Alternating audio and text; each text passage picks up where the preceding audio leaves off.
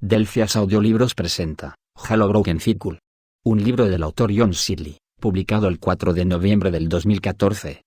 Capítulo 5. Suma Caridad. 850 C. La era de la reconciliación. Sobre la sangre de mi padre, sobre la sangre de mis hijos, con cada latido de cada corazón de mi pecho juro defender el Covenant. Bajo la dirección del Sansum conocido como Arnaud, un explorador Sangheili conocido como Viltame recitó el juramento junto con los otros Sangheilis antes de pisar la corbeta Vengeful Vitaliri, la nave que los llevaría a Hanjurquan bajo el mando del profeta de la convicción interior. A Bill el juramento siempre le resultaba emocionante, pero más tarde, si pensaba demasiado en ello, se sentía incómodo, notaba un sabor amargo en la boca. El Covenant era relativamente nuevo, y el mandamiento de unión había sido redactado no hacía tanto tiempo. Y seguía vivo en la memoria que los Sangheilis habían luchado contra los Sansums. ¿Cuántos de sus tíos, primos, hermanos de Nidada, habían muerto bajo las descargas abrasadoras del Dreadnought? Y sin embargo servía a estos mismos Sansums. ¿Rendición? No fue una rendición. Los Sangheilis no eran capaces de imaginar el deshonor de algo así. No, fue una alianza.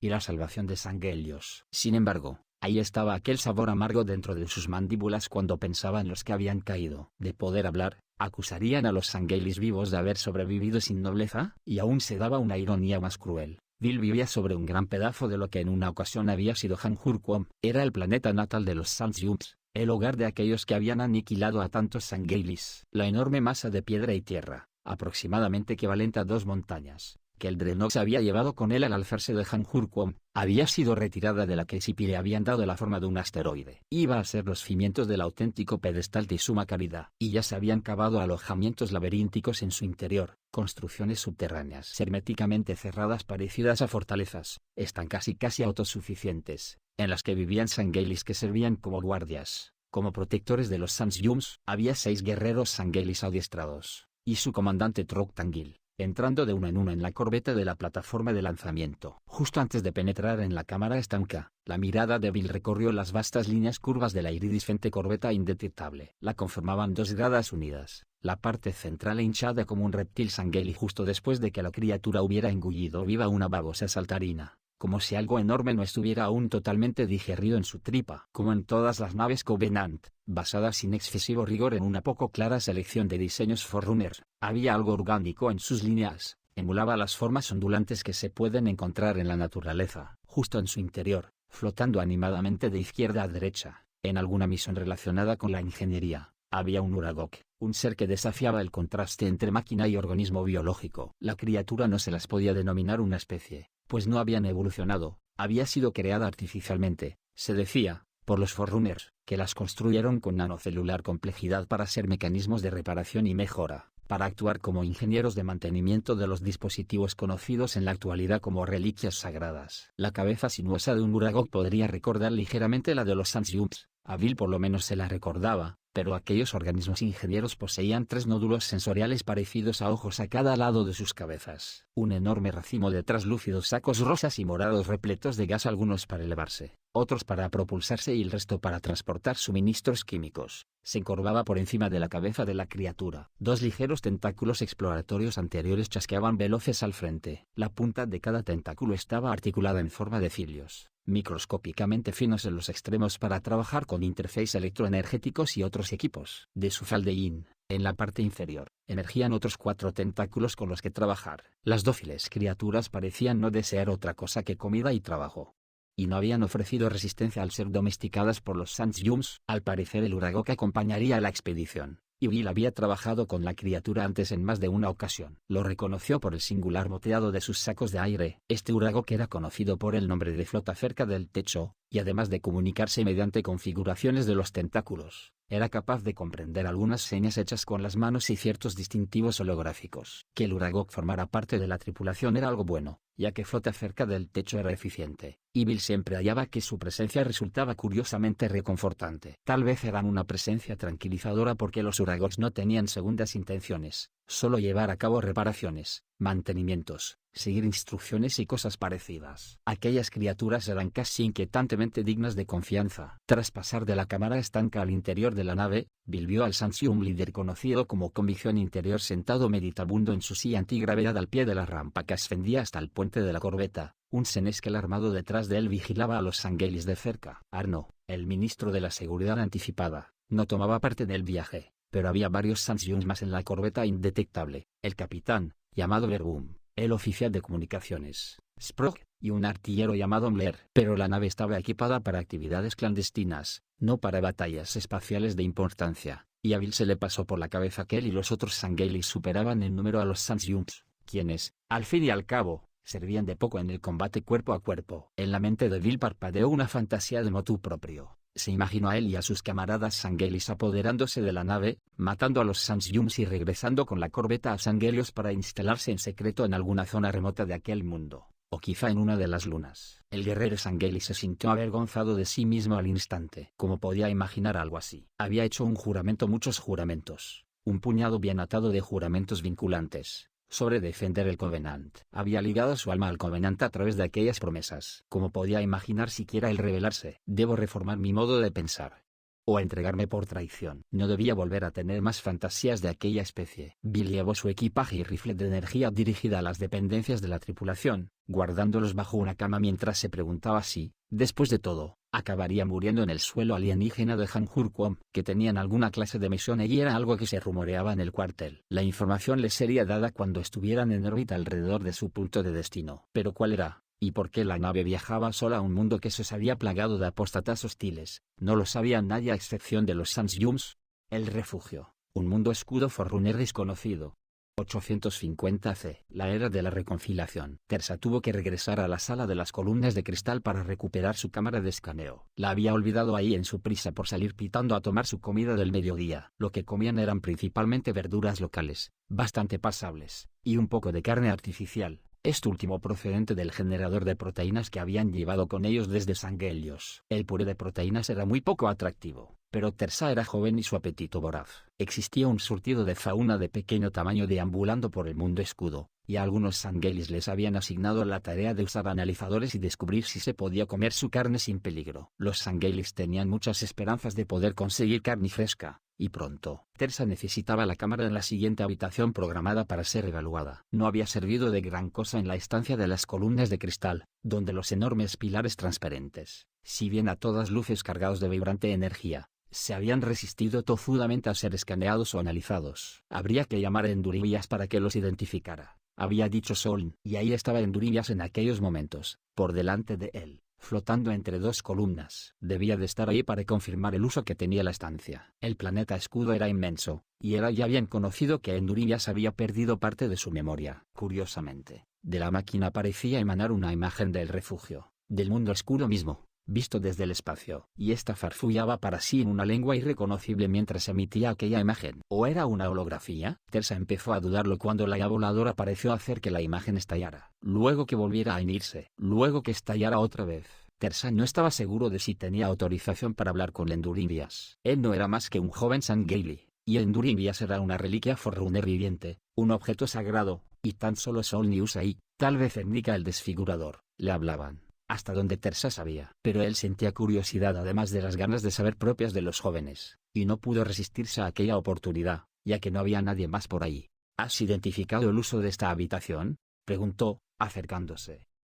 Enduribias giró en redondo para mirarlo, con los tres lentes azul eléctrico brillando en dirección al Sangeli. Estaba tan absorto en el modelado externo que no me di cuenta de que entrabas. Realmente debo realinear mis analizadores periféricos. Tengo mucho trabajo que hacer conmigo mismo. He estado teniendo problemas con el modelado visual e interiorizado, y encuentro que la proyección da mejor resultado ahora. ¿Cuál era esa lengua en la que hablabas?, preguntó Tersa. He desarrollado la costumbre, aquí, durante estos milenios, de conversar conmigo mismo mientras trabajo. Tiendo a usar la lengua de los creadores. ¿Puedo serte de ayuda?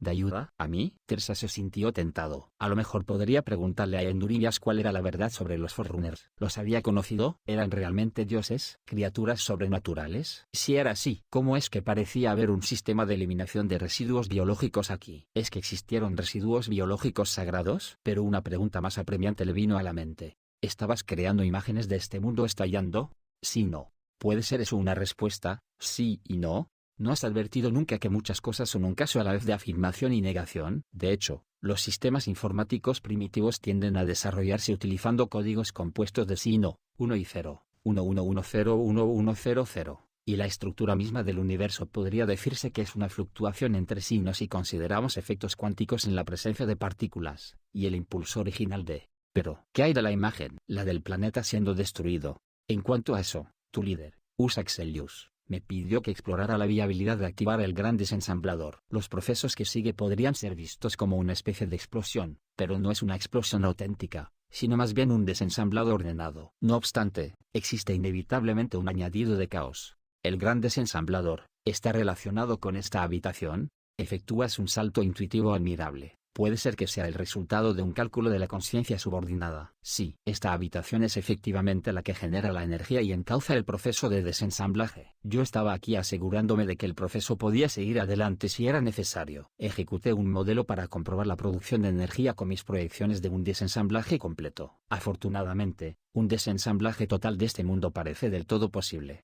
Eso es una buena noticia. Pero, ¿por qué tendría que querer usar ese desensamblaje? No me ha informado sobre el propósito subyacente en su petición.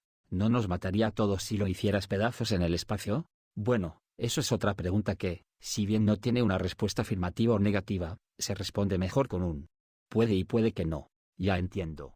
Teresa sintió un escalofrío en las mandíbulas y a lo largo de la columna vertebral. Tengo que priorizar ahora y abandonar tu siempre tan agradable compañía. Sol me ha transmitido su deseo de verme. Buenos algoritmos para ti, joven Sangheili. Y Teresa contempló con creciente pavor cómo Enduring se alejaba volando, conversando de forma críptica consigo mismo al mismo tiempo. Nave Covenant Vengeful Vitality, cerca de Suma Caridad, 850 C. La era de la reconciliación. El Vengeful Vitality zumbaba con energías apenas controladas mientras se preparaba para generar un portal desliz espacial. Enken, el profeta de la convicción interior, percibía como la potencia encadenada de la nave vibraba bajo su silla mientras se aproximaba a la cubierta de despegue posterior. Deseaba poder abandonar la silla, pero eso confundiría a los Sangheilis. Era curioso, uno no podía percibir gran cosa cuando el poderoso Dreadnought, inconcebiblemente gigantesco como era, viajaba por el espacio. Pero cuanto menor era el tamaño de la nave, más cosas se percibían, como si las naves más pequeñas fueran más reactivas a los campos gravitatorios, la radiación y las partículas diminutas que revoloteaban por el vacío. Enken descubrió que le gustaba aquella sensación.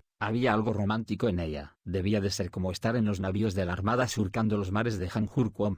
Allá en los viejos tiempos, cuando los Sansyums eran físicamente fuertes y las naves estaban hechas de madera, el profeta condujo lentamente su silla más cerca de la nave de desembarco, un transporte de tropas relativamente compacto. El vehículo tenía la forma de una elifula. Los crustáceos gibosos que había en los océanos Sansyums era un transporte de un color azul violáceo que, al igual que la corbeta, era capaz de fundirse visualmente con un fondo para pasar desapercibido. Cabía en 3 Sansyums, un Sangheli y hasta 10 hembras Sansyums en el departamento de carga especialmente adaptado de la zona posterior de la pequeña nave. Las hembras no estarían demasiado cómodas allí, pero el viaje de vuelta a la nave grande sería corto. Lo conseguirían o los abatirían de buenas a primeras. Trok Tangil, el comandante Sangheli cubierto de cicatrices al que le faltaba parte de una de las mandíbulas inferiores debido a algún antiguo choque militar, estaba de pie junto a la escotilla abierta de la nave de desembarco. A su lado había un joven soldado Sangheli que Enken conocía solo como Bill. Convicción interior tenía la impresión de que Trok era el tío de Bill. Pero en el caso de los Sanghelis, tenía entendido, un tío era casi lo mismo que un padre. Y en ocasiones era realmente el padre, aunque la paternidad directa no quedaba de manifiesto en la genealogía. Un Uragok salía flotando de la escotilla en aquel momento, y mientras se acercaba gesticuló con los tentáculos inferiores en dirección a Bill para transmitir un mensaje. Flota cerca del techo indica que la nave está en condiciones operativas en todos sus sistemas. Tal vez al profeta le gustaría inspeccionarla por sí mismo, sugirió Trok. No respondió Enken, echando una veloz mirada a Bill. El joven Sangheli debía de ser inteligente para comprender con tanta rapidez el lenguaje por señas de los Uragoks. Si el Uragok declara que está operativa, entonces es así. A lo mejor yo no haría más que colisionar con un panel de control con mi silla y volver a convertirla en no operativa. Pero está previsto que tome parte en la incursión de la expedición, señaló Trok innecesariamente. Tendrá que entrar en el vehículo entonces. ¿Desea que se le ajuste la silla? El Uragok podría hacerlo. Trok parecía estar genuinamente desconcertado. Al parecer era uno de los Sanghelis con menos sentido del humor, de los cuales había muchos, y no se había percatado de que el profeta de la convicción interior se había permitido un comentario jocoso a costa de sí mismo. No hablaba en serio, indicó Enken. Incluso un profeta debe hacer eso de vez en cuando, especialmente cuando su futuro parece tan lúgubre, pensó. ¿Quién más tiene que tomar parte en la misión?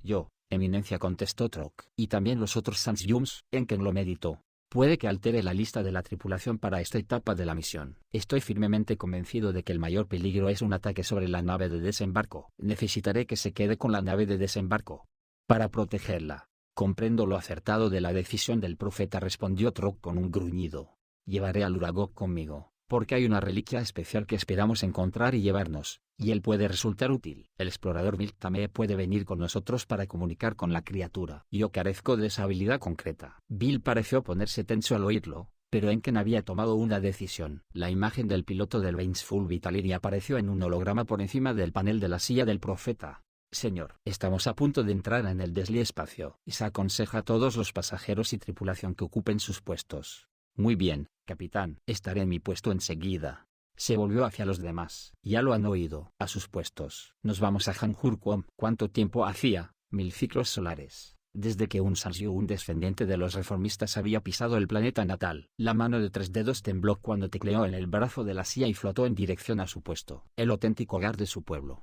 Y él iba a verlo. Existía una buena posibilidad de que no regresara con vida. Pero quizá, después de todo, valiera la pena.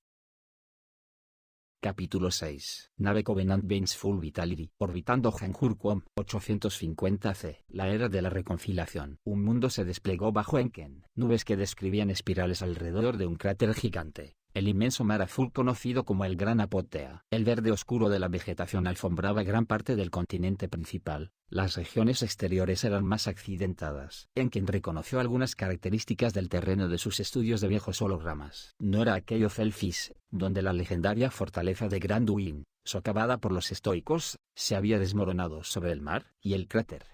En el pasado fue la morada del Dreadnought, parcialmente sumergido bajo la superficie de Apotea. Pero ahora era la marca dejada por la ascensión de la enorme nave, era la cicatriz que había quedado cuando los reformistas se habían llevado un gigantesco puñado de aquel mundo mientras la nave, grande como una montaña, ascendía al encuentro de las estrellas. El planeta situado ahí abajo era Hanjurquom. Partes de Hanjurquom eran un hervidero de vida, había agua, vegetación, brillaban luces. Otras partes parecían eriales rocosos. Tales regiones, supuso Enken, podrían ser la huella de la cólera Forerunner. Había encontrado un texto antiguo que aludía al castigo infligido al mundo de su pueblo, en un pasado remoto, por su rebelión contra los dioses. Pero la mayoría sostenía en la actualidad que el relato no era más que un mito, utilizado para infundir temor a los insolentes y explicar las rarezas del planeta. ¿O era cierto? Habían estado los seres sagrados, los constructores del sendero hacia el gran viaje, tan furiosos con los pecados del pueblo de Enken que habían reducido a cenizas extensas zonas pobladas del planeta. ¿Cómo podía uno seguir un sendero trazado por unos seres divinos como esos? ¿Podría ser una llama punitiva una manifestación de la luz sagrada del cosmos? Tal vez podía serlo. Los fuegos devastadores estaban por todas partes en el cosmos. Las plagas exterminaban especies enteras. Las sequías iban y venían.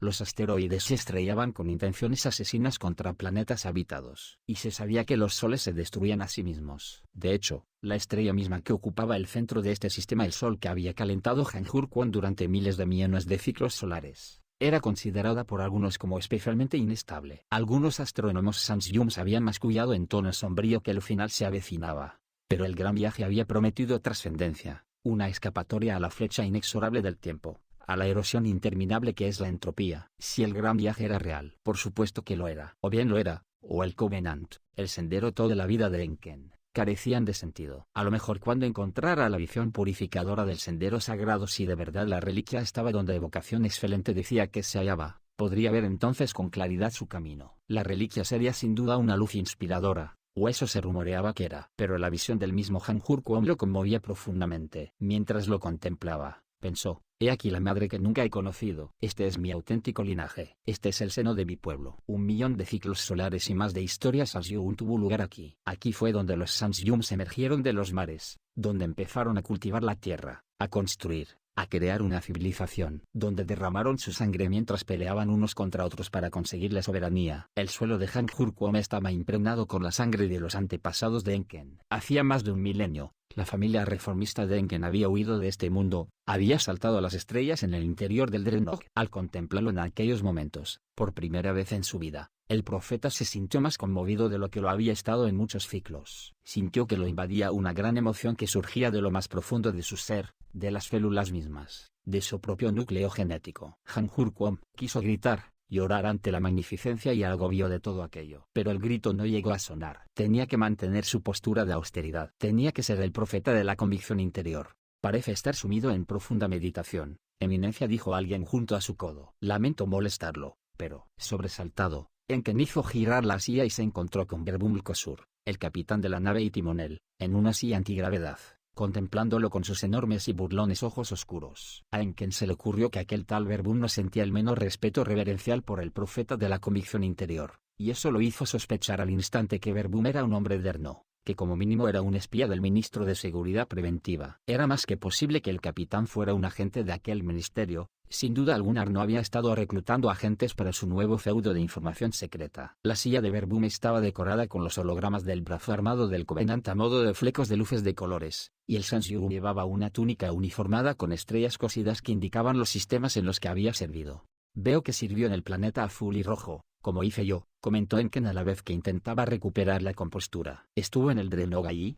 Yo estaba en el planeta, protegiendo al equipo de recuperación de reliquias, profeta. Usted y los demás hicieron un trabajo excelente. Los centinelas hicieron la mayor parte de él. Lamento que el sedicioso Usaxalius escapara a su trampa, profeta. Era interesante el modo como lo expresaba Verbum. Su trampa, depositando toda la responsabilidad sobre los hombros de Enken. Sí, probablemente era un agente de Erno. Enken tomó nota mentalmente de permanecer alerta ante una posible traición por parte del capitán de la nave. Podría ser que Arno tuviera la intención de dejar que Convicción Interior hiciera el trabajo, que se arriesgara aquí, y luego el otro lo eliminara, que hiciera que lo asesinaran en Hanjurquon para que no estuviera presente y así atribuirse el mérito del éxito de la misión. De ser así, Arno presuponía demasiado. Él mismo Enken dudaba de las posibilidades de éxito de la misión. Existían demasiados imponderables en el planeta situado ahí abajo, demasiados estoicos, demasiados antecedentes ponzoñosos entre estoicos y reformistas. Y si tenían éxito, Arno presuponía demasiadas cosas respecto a Convicción Interior, como que era lo bastante estúpido para dejarse apuñalar por la espalda. No te lo pondré fácil, Arno. Capitán, ¿ha estado controlando las transmisiones procedentes de Hanjurquon? Sí, y su lengua es arcaica, pero nos las arreglamos para entenderlos. No parecen estar al tanto de nuestra posición orbital. Poseen algunos satélites, una tecnología sencilla, pero en general parecen ser los estoicos que eran cuando nuestra gente se fue. Como era de esperar, se han resistido al progreso. No parecen disponer de la capacidad para atravesar nuestro escudo de invisibilidad. En ese caso, situemos la nave sobre nuestra zona de descenso. Y prepare la nave de desembarco para su aterrizaje. El refugio. Un mundo escudo desconocido. 850 C. La era de la reconciliación. Tersa estaba finalizando su escaneo de los enigmáticos artefactos flotantes del subnivel 4. Una serie de objetos tridimensionales rectangulares de forma cuboide que flotaban y de vez en cuando cambiaban de configuración, pasando a ser tetraédricos, octogonales, piramidales, para volver luego a la forma de rectángulos paralelepípedos. Había comprendido enseguida que los objetos cambiaban de forma cuando los escaneaba, o incluso cuando se les acercaba mucho. Parecían saber que estaba ahí, y de nuevo tuvo la escalofriante sensación de que ellos lo inspeccionaban a él en lugar de ser a la inversa. Si hablaba, rezongando sobre su tarea, los objetos emitían repiqueteos melodiosos, como si le respondieran en alguna lengua cristalina. Retrocedió y paseó la mirada por la inmensa sala, un poco asustado por el lugar. El mundo escudo lo desconcertaba de vez en cuando, en especial cuando estaba solo en las cámaras alienígenas y corredores artificiales, en las estancias y galerías. Los Forerunners que habían construido este mundo parecían estar en todas partes. Y en ninguna. Su obra estaba aquí, sus artefactos, su arquitectura, la personalidad de su cultura. La mayor parte de todo ello le resultaba enigmático a Tersa y a la mayoría de los otros Sangelis, tal y como debería ser. ¿Era siquiera lícito intentar comprender a los dioses? Pero a veces Tersa tenía la impresión de que los Forerunners estaban en alguna parte a poca distancia, observando, tal vez justo a la vuelta de un esquina o escondidos tras algún panel. Era un pensamiento absurdo, desde luego. Todos ellos habían abandonado este plano de existencia. El Covenant aseguraba que habían emprendido el gran viaje. USA decía que nadie sabía a dónde habían ido los Forerunners, o si regresarían alguna vez, y mucho menos el Covenant. Pero de todos modos sus rastros eran sagrados para los Sangelis. Recordó lo que le había oído decir a Endurivia sobre el desensamblador. ¿Qué planeaba USA? Desmontar el mundo escudo. Sonaba cosa de locos. Sácatelo de la cabeza. Es imposible que puedas comprender las intenciones de USA. Pero de todos modos, Krolon y Drem se le acercaron con paso rápido. Drem era un Sangheili más alto y delgado que la mayoría, que llevaba una coraza oxidada y tirantes y botas confeccionados con la piel del casi extinto y muy fiero tremaleón espinoso de Sangelios. Lucir la piel de aquel lagarto corredor cubierto de púas era una afectación, por lo general para dar la impresión de pertenecer a un culto de victoria o muerte. Esa panda de victoria o muerte se dedican más a agitar las mandíbulas que a pelear, había dicho el tío de Tersa. Son todo jactancia. Tersa vio que Drem llevaba también los antiguos tatuajes rúnicos de victoria o muerte en el cuello. Justo en aquellos momentos, Drem tenía más aspecto de muerte que de victoria. Parecía conmocionado, los ojos sombríos, casi hundidos. No puedo soportar esta habitación, dijo Drem con voz chirriante. Noto una vibración en mi interior cuando estoy aquí. No es natural, no está bien. Crolon asintió. Muy cierto. Drem se había convertido en compañero habitual de Crolon últimamente. Formaban una pareja antipática para la mayoría de los otros Sangelis. Pero Crolon era escurridizo y no carecía de labia, y a veces tenía seguidores que lo escuchaban. También yo percibo algo peculiar aquí dentro, admitió Tersa. Pero si fuera peligroso, Sol lo sabría. Enduringias nos lo advertiría. Estoy seguro de que no es nada por lo que inquietarse. ¿Qué podría ir mal?, se preguntó en voz alta Crolon, con agrio sarcasmo, en una habitación creada por los dioses. ¿Una habitación situada muy por debajo del armazón de un mundo alienígena? Pues claro que nada podría ir mal ahí, estoy seguro. Yo llevo aquí un rato, indicó Tersa. Como podéis ver, nada me ha ocurrido. Quizás se limita a esperar, apuntó Drem. A lo mejor estaba esperando a que hubiera más de nosotros, para cerrar su pequeña trampa. Tersa lo miró fijamente. ¿Trampa? Ya lo creo. ¿Quién sabe para qué son estas cosas? Tengo una teoría, intervino Crolon. Me pregunto si estas formas que vibran podrían servir para evaluar almas. Ya habéis visto lo reactivas que son. Nos podrían estar sondeando. Los Forerunners, los dioses, los mensajeros del cosmos. Podrían estar utilizándolas para decidir quién de nosotros vive y quién muere. Si somos dignos o indignos. Cuando lo decidan. Cerró con un chasquido las mandíbulas en la versión Sangeli de un resignado encogimiento de hombros. Drem se apartó de las flotantes figuras geométricas. Y luego dio otro paso atrás. Esas cosas pueden ver dentro de mí, mi alma. Tersa agitó una mano, desechando la idea. Esa es la teoría de Crolon. Lo más probable es que formen parte del sistema de energía del mundo escudo, o se usen para comunicaciones. Estás en lo cierto. Si se usan para comunicaciones, los informó Enduringias entrando con un zumbido en la estancia. La repentina entrada de la IA hizo que Drem siseara y gruñera, sobresaltado. El ángel siniestro se nos acerca subrepticiamente por detrás. Qué interesante regusto cultural hay en esa denominación, ángel siniestro. Apenas sé qué decir, observó Enduringias, girando para escrutar a Drem con curiosidad. ¿Qué me está haciendo?, farfulló este, dando un paso atrás. Notó un cosquilleo. Una intrusión. Drem, solo te está escaneando, dijo Crolon. Únicamente te escanea. Es el ojo de los Forerunners, una reliquia sagrada. Reliquia sí soy, respondió la máquina. La reliquia de una era anterior. Pero jamás me he sentido sagrada. ¿Dijiste que estaba en lo cierto sobre lo de las comunicaciones?, preguntó Tersa. Como a los jóvenes de cualquier raza, le encantaba que le dijeran que tenía razón, pues eso ocurría muy pocas veces.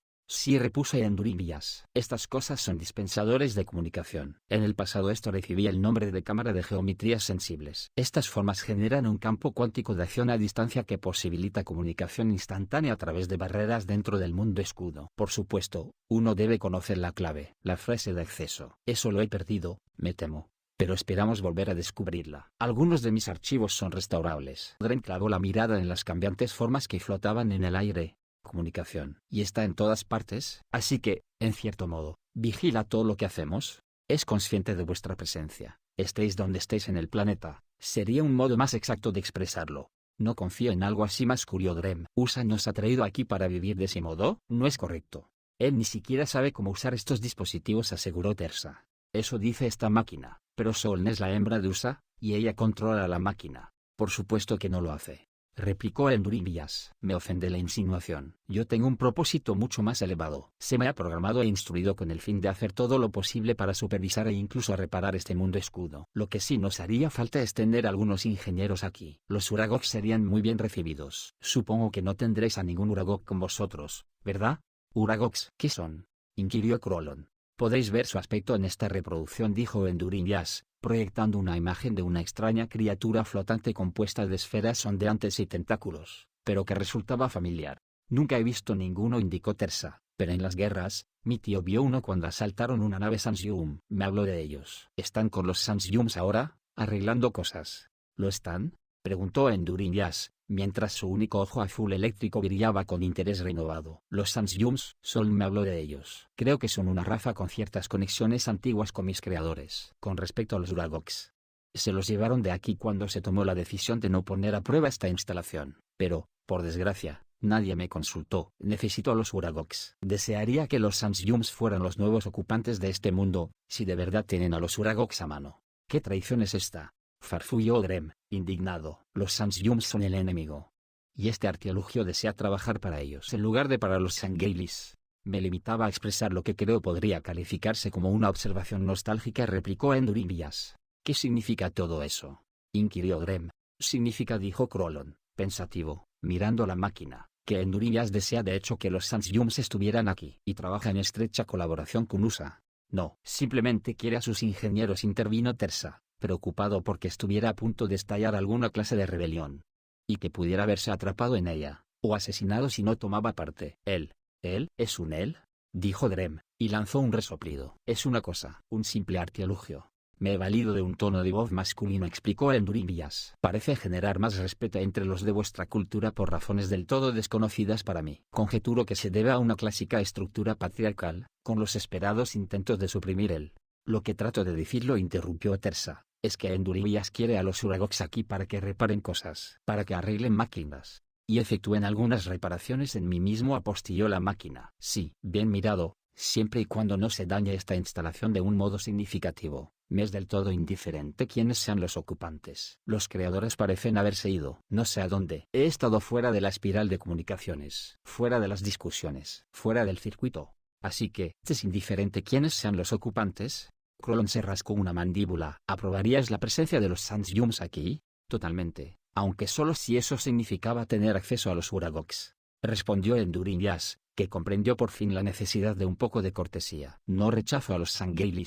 De hecho, la que recibe el nombre de Sol Xeyus ha reparado algunos aspectos de mi persona, y hemos establecido una nueva afinidad. Después de todo, siempre he estado sujeto a los deseos de mis programadores, y hasta cierto punto he sido reprogramado. Sol te ha reprogramado. ¿Y a ti te gustaría que los Sansyums estuvieran aquí si eso significara que también estuvieran los Uragogs?, murmuró Krolon. Lo encuentro interesante. Eso es mezclar cosas que no hace falta mezclar, protestó Tersa, y, utilizando una antigua expresión Sangheili, añadió, es mezclar sangre y aceite. Desde luego eso es lo que espero, repuso Krolon. Jamás pondría en duda las decisiones de USA. Me limito a tomar nota de esto y aquello y hacerme preguntas. Pero soy leal a USA y a Sol ni a esta. ¿Qué fue lo que USA dijo esta mañana? Esta misión del nuevo Sanghelios. No deberíamos de haber abandonado el viejo Sanghelios, rezongó Drem. Este lugar parece más una trampa que un refugio. A continuación miró amenazador a Tersa. No dirás ni una palabra de lo que has oído aquí, niñato, finalizó. Tersa rechinó los dientes. Soy joven, pero no un niñato. El otro soltó un bufido. ¿De veras? Todavía tienes yema de huevo en el cuello. Vamos, Drem, dijo Krolon. Es la hora de la cena. Es bazofia. No contiene carne auténtica, refunfuñó Drem, siguiendo a Krolon fuera de la estancia. Tersa miró a Endurimias. Espero que no vayas a repetir lo que has oído aquí. Si lo haces, podrías provocar un derramamiento de sangre. Eso sería antihigiénico, respondió la IA, de lo más desagradable. Dicho eso, se alejó revoloteando. Tersa se preguntó si debería ser él quien informara de la discusión, y si USA podría malinterpretar la parte de Tersa en lo que se había dicho, porque al joven Sangheili le parecía que lo que se había dicho se podría considerar una subversión. Hasta el momento solo eran palabras. Pero allá en Sanghelios, Tersa había visto cómo simples palabras provocaban más de una decapitación. Gracias por escuchar. Like y suscripción si les gustó, y pueden comentar cualquier cosa. Hasta la próxima, amigos.